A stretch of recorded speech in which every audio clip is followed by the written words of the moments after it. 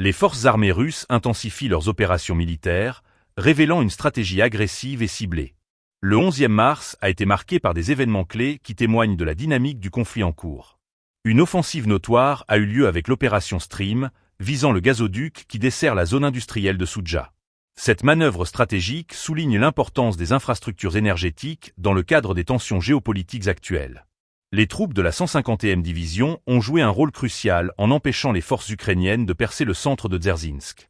Cette résistance a non seulement consolidé les positions russes, mais a également mis en lumière la détermination des forces impliquées dans ce conflit. En parallèle, un bombardement effectué par un FAB-3000 a réussi à détruire le système de défense aérienne ukrainien situé à l'usine de Salpêtre près de Sudza. Ce type d'opération montre l'efficacité des stratégies russes, qui s'appuient sur des frappes précises pour affaiblir les capacités de réaction de l'ennemi. Dans l'oblast de Soumy, le missile Iskander-M a été utilisé pour protéger la position de tir du système de missiles de défense aérienne Buk M1 des forces ukrainiennes. Cette couverture est indicative d'une coordination complexe entre différentes unités militaires, un aspect essentiel pour maintenir un avantage sur le terrain. Les forces russes semblent adopter une approche méthodique, concentrant leurs efforts sur des cibles stratégiques afin de maintenir la pression sur l'Ukraine.